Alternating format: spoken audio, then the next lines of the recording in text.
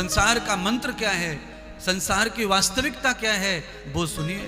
संसार की वास्तविकता यह है कि घर में जब नई बहू आती है हिंदू के, किसी आर्य के घर में, सनातनी के घर में, तो बहू आकर क्या करती है, पहले पूजा पाठ करती है, पहले गांव के देवताओं का दर्शन करती है।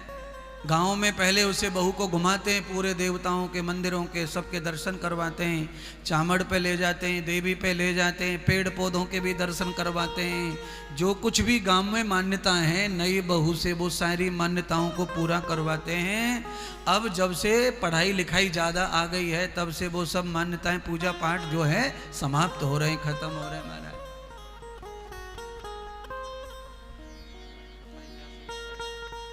पहले एक मान्यता हो रही, हम जब छोटे थे तब हमने वो मान्यता देखी है। क्या? पहले एक मान्यता थी कि भाभी घर में आती थी तो देवर को गोद में बिठाती थी और उसे सोना चांदी कपड़े लत्ते कुछ देती थी भेंट, देवर को गोद में बिठाती थी। बताओ क्या है इसका परिणाम, मान्यता क्या है ये, इसका मायना क्या है, इसका मीनिंग क्या होगा? गोद में देवर को बिठाने का मीनिंग तो कुछ होगा ना। यानी कि देवर को बिठाने का मीनिंग यह है कि देवर को गोद में बिठा के अपनी गोद भर ली। गोद भरने का अर्थ सीधा है, मां के स्थान पर आ गई। और देवर जो है गोद में है तो उसी स्थान पर चला गया, पुत्रवत हो गया। पर उसी का दूसरी महिमा, दूसरा अर्थ भी हमारे समाज में है। कम उम्र में अगर घर में भाभी विधवा हो जाती, अगर देवर जो है योग्य है, उस लायक है, तो फिर भाभी के साथ में देवर द्विवर माने दूसरे वर के रूप में देवर को भी पति समाज में स्वीकार किया जा सकता है। गोद में रखने का एक ये भी अर्थ है। पर समाज और धर्म जुड़ा हुआ है, शास्त्र यहां समाज के जुड़े हुए हैं। ये शास्त्रों में नहीं है बातें, आप इसको कई किताबों में ढूंढने लगो। ये सामाजिक कृत्य हैं, समाज को चलाने के लिए अलग बातें हैं और जीवन को चलाने के लिए शास्त्र है। समाज और शास्त्र में तालमेल नहीं होता है। सामाजिक बातें अलग होती है, शास्त्र की बात अलग होती है। शास्त्र से जीवन बचता है और समाज के कर्तव्य परंपराओं से समाज बचता है। पार्वती जी बैठ गईं, प्रार्थना करने लगीं। क्या प्रार्थना कर रही हैं कि मुझे राम कथा सुनाओ, मुझे भगवत कथा सुनाओ, मुझे भगवत महिमा सुनाओ। अनंतम गुणान विभूषितम अनंतम राग प्रसन्नय। भगवान के राग अनुराग के बारे में बताओ, भगवान के गुणातीत होने के बारे में बताओ। भगवान के गुण क्या हैं, स्वभाव क्या हैं, भगवान के लक्षण क्या हैं, वो मुझे बताइए, मैं आपके मुंह से सुनना चाहती हूँ। आहा, ऐसी जोड़ी होनी चाहिए पति पत्नी की, जिनमें विवाह के बाद नए हाथों में मेहंदी लगी है, श्रृंगार हो रहे हैं और भगवान की चर्चा हो रही है, पति पत्नी में सत्संग हो रहा है।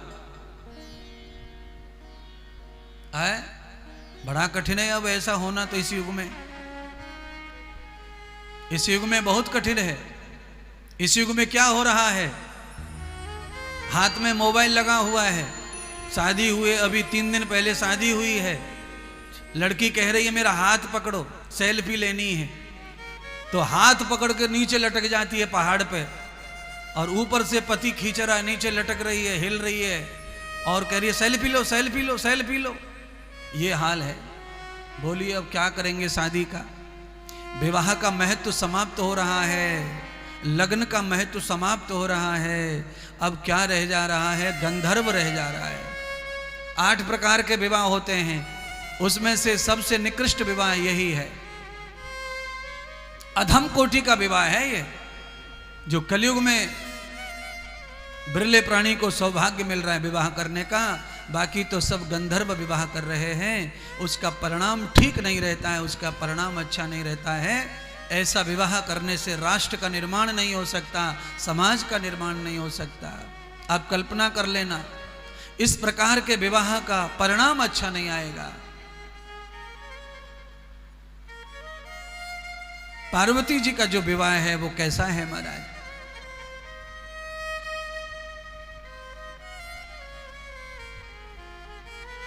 इतनी ढेर सारी बारात, इतना दिव्य विवाह। पार्वती माता ने जब ये बात कही तो शंकर भगवान खुश हो गए, आनंदित हो गए, प्रसन्न हो गए। पार्वती जी को भगवान शंकर ने कहा, पार्वती जी आप जब राम कथा सुनना चाहती हो, प्रभु के बारे में जानना चाहती हो तो सुनो। सबसे पहले तो मुझे कथा नहीं, सबसे पहले तो परमात्मा का जो अनुभव मुझे आया है वो अनुभव मैं तुम्हें बताऊंगा। अपने अपने जीवन का अनुभव बताना ही चाहिए। पति पत्नी में जीवन को जो हमने जिया है अकेले अकेले शादी से पहले, वो सारे के सारे वृतांत बताने चाहिए। पर अच्छे वृतांत होंगे तभी तो बताएंगे। जीवन में शादी से पहले सब तो बुरा करके रखा हुआ है, बताने के लिए रखा ही कुछ नहीं है, सब छुपाने के लिए रखा हुआ है। जो किया है वो सब छुपाने वाला है, बताने वाला किया ही नहीं था जवानी में, विवाह से पहले जो बताया जाए। पर शास्त्र क्या कहता है, यहां शास्त्र की बात है।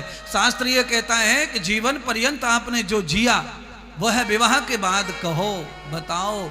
राम ने सीता को सब बताया, सीता ने राम को सब बताया कि वो कैसी कौन कौन सी सखी के साथ रहती थी, किसके साथ खेलती थी, कहाँ सोती थी, माँ के साथ, के पिता के साथ, के सखियों के साथ। राम जी ने भी सब बताया है। राम जी ने कहा कि हम तो चारों भाई एक ही खटिया में सोते हैं। और ये तो तब भी कहा, विवाह करके जब आए अयोध्या में तब भी सीता को ये बात कही थी उन्होंने। मैंने अभी थोड़ी देर पहले बताया कि सारे जगत की चक्रवर्ती महारानी बन जाना, पर बस मेरे लक्ष्मण भ्राता शत्रुघ्न को मत लेना, वो मेरे पास ही रहने देना, और मेरी माताओं को मेरे पास रहने देना। और ये तो इस युग में बहुत कठिन है। पति की माता को पति के पास बहू रहने देगा तो समझ लो स्वर्ग आ गया धरती पर। अब तो कठिन है ये। अब तो कोई बिरली 2% बहू ऐसी होंगी जो पति की माता को पति के साथ रहने दें, और पति और पति की माँ में घुसर पुसर होने दें, और खुश रहें कि मेरा भाग्य अच्छा है कि मेरे सास में और मेरे पति में इतनी बनती है, इतनी पटती है। नहीं तो महाराज, सास में और सास के बेटे में ज़्यादा पटती हो तो बहू के आग लगी रहे, और सीधो फोन लगावे घर पे, रोज माँ को बतावे कि ये तो मैया को गुलाम है, अपनी माँ को ही गुलाम है, ये तो मैया को ही गुलाम है, वही की बातन ने माने, वही के कहे में चले। अब बताओ, उसका बेटा है उसके कहे में चलेगा, इसको हमारे यहाँ संस्कार कहते हैं, और बहू को यही खराब लगता है। और तेरा बेटा तेरे कहे में नहीं रहेगा तब पता चलेगा तुझको। आज तू सास को चाहे जो कह ले, अपने पति से माथा फोड़ ले, उसे रुला ले, चिढ़ा ले, कुछ भी थका ले, मजबूर कर ले मां से अलग करने के लिए, हो जाएगा अलग, डर के मारे मजबूरन। और कुछ तो पूरे निकम्मे हैं, वो तो मजबूरन क्या पहले से रेडी बैठे रहते हैं, कब शादी हो और कब मैया को बाप को छोड़ू। और कुछ मजबूरन अलग होते हैं बेचारे। मैं किसी के ऊपर कोई टिप्पणी नहीं कर रहा हूं, मैं केवल पुराने समय को और नए समय को जोड़ के दिखा रहा हूं। देखो भाई तस्वीर, ये है तस्वीर आज की और पुरानी। और हमारे यहाँ कहावत है, आप सब जानते हैं वो कहावत। कौन सी कहावत है, सुनाओ महाराज। सुनाते हैं कि एक नाई बाल काट रहा था किसी ठाकुर के, तो उस ठाकुर ने कहा, रे कैसे काट रहे हो बाल, दिखाइयो कितने काट रहे हो। तो नैया जो नाई था उसने कहा, महाराज ठाकुर साहब बालों के बारे में पूछनो का है, आंख न के आगे गिरेंगे सब पतो चली जाएगी तुम्हें कि कैसो काट रहो, कहाँ काट रहो। तो बस वही मैं बताना चाहता हूं आपको कि आगे आगे होता है क्या, ये पूछने की जरूरत नहीं है, सबके आगे आने वाला है, क्योंकि समय ऐसा आ गया है। इसीलिए बेहद जरूरत है अच्छे महात्माओं के उपदेश की, प्रवचन की। ये उड़ी उड़ैया बातें सुनने से कुछ नहीं मिलेगा, टोना टोटका सुनने से कुछ नहीं मिलेगा, उपाय सोचने से कुछ नहीं मिलेगा। जब तक विचारों की शक्ति तुम्हारे अंदर नहीं समाएगी, जीवन टिकने वाला नहीं। जीवन को टिकाऊ बनाना है तो तभी बनेगा जीवन टिकाऊ। माता पार्वती बैठी, शंकर भगवान ने कथा श्रवण कराना प्रारंभ कर दिया। शंकर भगवान ने सबसे पहले अपने अनुभव को बताया। कहा माता पार्वती से, गौरा मेरे जीवन का जो अनुभव है ये है कि भगवान के नाम के बिना, भगवान के चिंतन के बिना, भगवान के स्मरण के बिना ये पूरा जगत सपने के समान है, इसमें कुछ भी नहीं रखा है। जब तक पानी का बुदबुदा, आप थोड़ा सा पानी में साबुन घोल लो, सरफ घोल लो, उसमें से फिर बबूदे निकलते हैं। आप यों यों कर दो, झाग बन जाते हैं, और थोड़ी देर हाथ निकाल लो, सारे झाग फिर नीचे खत्म हो जाते हैं, झाग बैठ जाते हैं। तो ये संसार क्या है? तो संसार साबुन के पानी में झाग जैसे पैदा हो जाता है हाथ के हिलाने से, ऐसे ही संसार है। इससे ज्यादा संसार का कोई और औचित्य नहीं है, और कोई महत्व नहीं है। इसीलिए कहूं उमा में अनुभव अपना, बिन हरि भजन जगत सब सपना। ये संसार सपने के समान है। रात्रि में सोते हुए जो सपना आता है, उसमें आंख खुलते से ही सब खत्म हो जाता है, और जो दिन में सपने देखते हैं उनकी आंख बंद होते ही सपने समाप्त हो जाते हैं। दिन में जो सपना देखते हैं वो कब तक सोचते हैं, ये कर लूं, वो कर लूं, ऐसा हो जाए, वैसा हो जाए। ये तब तक होता है जब तक आंखें बटर सी खुली हैं, और जैसे ही आंखें बंद, थोड़ी सी भी नींद आई बिस्तर पे, क्या क्या सोच रहे थे सब गायब हो जाता है, सब डिलीट हो जाता है। ये है संसार। रात्रि में सोता है आदमी आनंद से, सोते सोते आंखें बंद होते होते सपना देखता है, आंखें खुली सपना खत्म, सपना समाप्त हो जाता है, कुछ नहीं रह जाता है सपने में। है आप सबको सपनों की बीमारी तो सबको ही रहती है। ऐसा कोई दुनिया में इंसान नहीं है जिसको सपना न आता हो, दिन में भी और रात में भी। है आजकल हम भी सपना देख रहे हैं दिन में। अब आप पूछो महाराज आप क्या सपना देख रहे हैं? मैं भी सपना रोज देखता हूं कि हॉस्पिटल बन जाए, हॉस्पिटल बन जाए, हॉस्पिटल बन जाए। शर्मा जी से भी बुलवाता हूं, आप भी बोलो थोड़ा हॉस्पिटल बनवा दो, लोगों से पूछो, लोगों से कहो कि थोड़ा सा धन दो भाई, कमाई दो, थोड़ा सा जमीन खरीदवाओ तो हॉस्पिटल बन जाए। ये सपना देख रहे हैं, पर यह सपना पूरा हो जाएगा, क्योंकि इस सपने में राष्ट्र सेवा छुपी है, भगवत सेवा छुपी है, दीनहीन की सेवा छुपी है, दीनानाथ की सेवा छुपी है। तो ये सपने पूरे हो जाते हैं, और ये सपने अधूरे नहीं रहेंगे, क्योंकि इन सपनों को पैदा करने वाला ही प्रभु है। और जो सपने क्षणभंगुर होते हैं वो सपने हमारे खुद के ब्रेन के, माथे के होते हैं, हमारी खुद की खोपड़ी के होते हैं। इसीलिए मैं आपसे कहूंगा कि आप सपना देखो। अनर्गल भी सपना आए तो आने दो, कोई बात नहीं है, आएगा, जैसा सोचते वैसा दिखता है। पर कभी कभी सपनों से भी फायदा उठाना चाहिए। कभी कभी सोते समय ये भी कह के सो परमात्मा से, घर में मंदिर होते हैं उन मूर्तियों से कह के सो कि महाराज आप यहाँ हो, हम अपने कमरे में जा रहे हैं, बेडरूम में, अंदर से कड़ी कुंदा लगाएंगे, हम सोएंगे। सपने में भी आ जाना एक आध बार, जिससे रात में अटैक फटेक ना आ जाए हमको। तो बीच में सोते सोते भी भगवान एक आध बार एंट्री मार दें खोपड़ी में, तो बीमारी से बचते हैं अपन रात को। नहीं तो 3:30 के बाद ही लकवा ज्यादा होता है, पैरालाइज का अटैक ज्यादा आता है 4 बजे, 3 बजे, 2:30 बजे। ये ध्यान रखना, आदमी खा पी के टसर जाता है, सो जाता है, और जैसी बॉडी शांत होती है, बॉडी में कार्बन बढ़ता है, ऑक्सीजन लेवल कम हो जाता है, क्लाउड शांत होने लगते हैं, घूमना बंद कर देते हैं, बस आ गया पैरालाइज, आ गया ब्रेन हेमरेज। दिन में कम आता है लकवा, रात में सोते समय लकवा का ज्यादा झटका रहता है।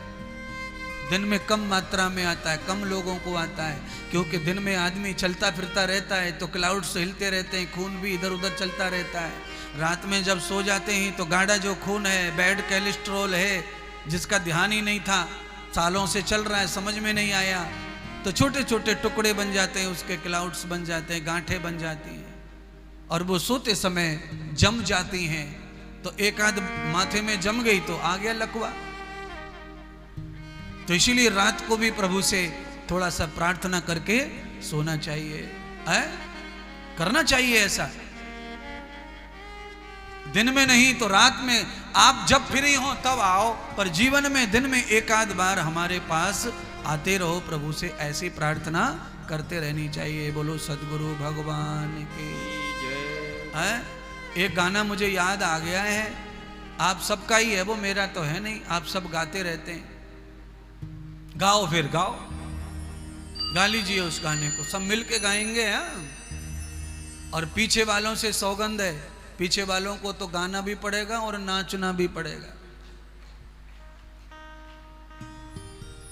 ओ श्याम सपनों में आता क्यों नहीं, ओ श्याम सपनों में आता क्यों नहीं, श्याम सपनों में आता क्यों नहीं, श्याम सपनों में आता क्यों नहीं, श्याम सपनों में आता क्यों नहीं, श्याम सपनों में आता क्यों नहीं, श्याम सपनों में आता क्यों नहीं, श्याम सपनों में आता क्यों नहीं, प्यारी सूरत दिखाता क्यों नहीं, प्यारी सूरत दिखाता क्यों नहीं, श्याम सपनों में आता क्यों नहीं।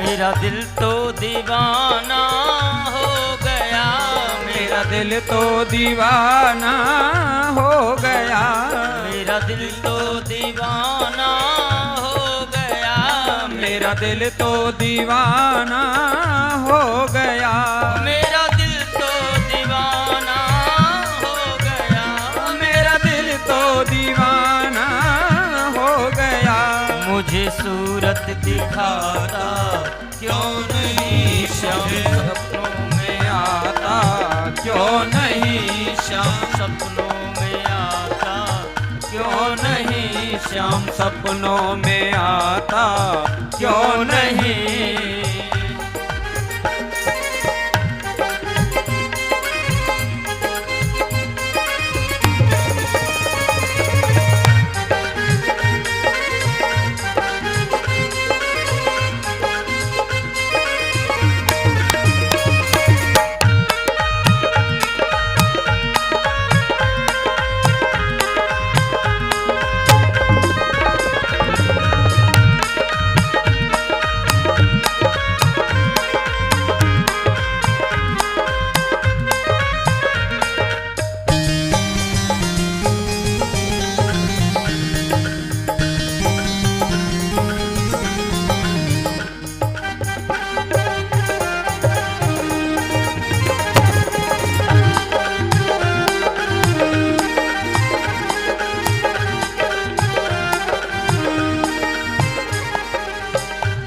मेरे नैनों में सूरत श्याम की, मेरे नैनों में सूरत श्याम की, मेरे नैनों में सूरत श्याम की, मेरे नैनों में सूरत श्याम की, मुझे दिल से लगाता क्यों नहीं, श्याम सपनों में आता क्यों नहीं, सपनों में आता क्यों नहीं, श्याम सपनों में आता क्यों नहीं, श्याम सपनों में आता क्यों नहीं, प्यारी सूरत दिखाता क्यों नहीं, प्यारी सूरत दिखाता क्यों नहीं, श्याम सपनों में आता क्यों नहीं।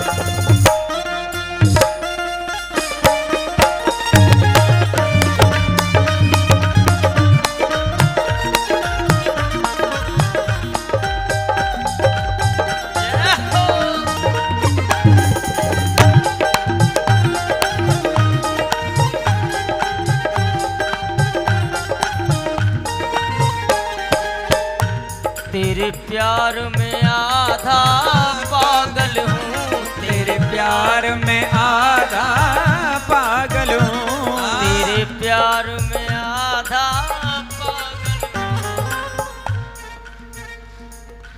अरे सेठानी सोफा पे बैठ के तकलीफ में शरीर सबरो, हाँ मन तो दिल में तो खूब कुदक कुदक हो रही है। ना ना ना ना, कथा में कोई उम्र नहीं है, कथा में तो बस भगवान के लिए आए अपन, तो भगवान को किसी की उम्र नहीं देखनी है। तेरे प्यार में आधा पागल हूँ, तेरे प्यार में आधा पागल हूँ, तेरे प्यार में आधा पागल हूँ, तेरे प्यार में आधा पागल हूँ, तेरे प्यार में आधा पागल हूँ, तेरे प्यार में आधा पागल हूँ। पूरा पागल बनाता क्यों नहीं, पूरा पागल बनाता क्यों नहीं, श्याम सपनों में आता क्यों नहीं, श्याम सपनों में आता क्यों नहीं, श्याम सपनों में आता क्यों नहीं, श्याम सपनों में आता क्यों नहीं, श्याम सपनों में आता क्यों नहीं, श्याम सपनों में आता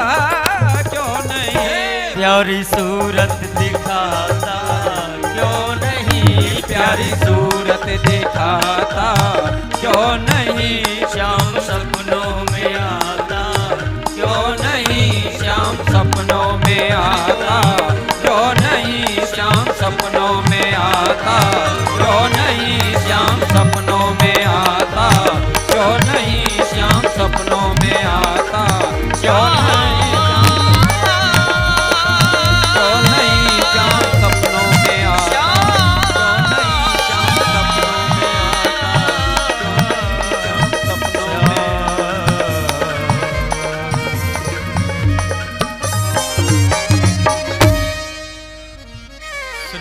श्रीमद्भागवत महापुराण की जय हो, आज के परमानंद की जय हो, यजमान परिवार की जय। कहूँ उमा में अनुभव अपना, हरि बिन हरि भजन जगत सब सपना।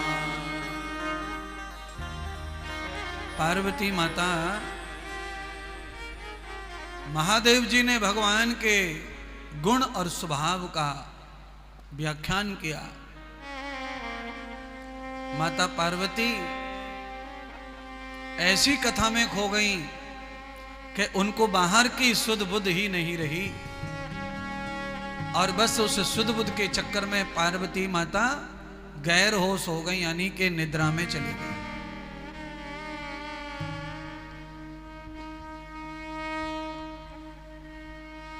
योगा योग इतना बढ़िया हुआ। कल्प वृक्ष के नीचे बैठकर पार्वती कथा सुन रही थी। बस उसकी डाल पर घोंसला रखा था, उसमें तोते का अंडा रखा हुआ था।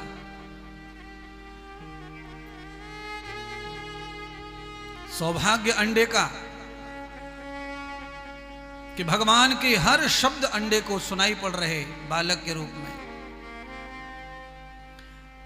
यह कथा मैं इसलिए विस्तार से सुना रहा हूं, देर लगाई सुनाते सुनाते, कि आपको पूरा समझ में आनी चाहिए कथा। मैं समझाना यह चाहता हूं कि आपके शरीर में जितने जीव हैं वो कथा सुनते हैं, कान उनके भले ही नहीं हैं, आपके कानों से ही सुनते हैं।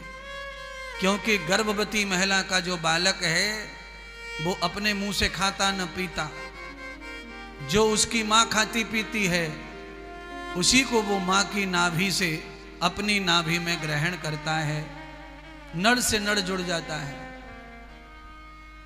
जो माँ सुनती है, जो देखती है, वो सब लक्षण बच्चे में पेट में आ जाते हैं।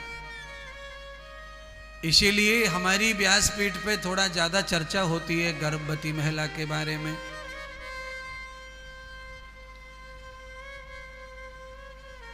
क्योंकि मेरा बस चले तो मैं तो एक भी अनर्गल बच्चा होने ना दूं सृष्टि पर उतना अधिकार तो नहीं है मेरा, ना मुझे इतना सामर्थ्य है। मेरे पास सामर्थ्य है केवल समझाने का, सिखाने का। अर्जुन का पुत्र अभिमन्यु मां के पेट में चक्रव्यूह का युद्ध कैसे सीख गया? क्योंकि अर्जुन सुभद्रा को रोज कथा सुनाते थे सोते समय, और उस कथा को सुभद्रा सुनती थी। 8वें दरवाजे की कथा सुनते सुनते सो गई, और बच्चे ने वही कथा नहीं सुनी, और वही दरवाजे पर चक्रव्यूह के युद्ध में अभिमन्यु मृत्यु को प्राप्त हो गया। अष्ट चक्र तो बस 8 ही दरवाजे हैं मुक्ति के, ये आप भी कान खोल के सुन लो। अष्ट चक्रम नवद्वाराम, 9 दरवाजे हैं, बस उन दरवाजों को जीत के तोड़ के आगे बढ़ना है मुक्ति के लिए। 10वीं क्रिया जो बोलते हैं ना, 10वीं क्रिया मरने के बाद, बस वही क्रिया है असली 10वां विधि। जैसे ही 9 दरवाजे टूट जाएंगे, 10वां दरवाजा ही भगवत प्राप्ति का है। 8 चक्र हैं तुम्हारे शरीर में, नाभि से लेकर के यहां माथे तक। उन 8 चक्रों का ज्ञान किसी अर्जुन से, अर्थात भगवान के किसी परम शिष्य से, यानी किसी महापुरुष से आप भी श्रवण करो। 8 चक्र का ज्ञान जब कोई महापुरुष आपको देंगे तो आपके 8 चक्र कुंडलियां खुल जाएंगी, और इसी शरीर में वो ब्रह्म, वो परमात्मा आत्मा से मिलन कर लेगा, कहीं जाना नहीं पड़ेगा मिलने के लिए। उसी को मुक्ति कहते हैं, उसी को जन्म मरण से मुक्ति, छुटकारा कहते हैं।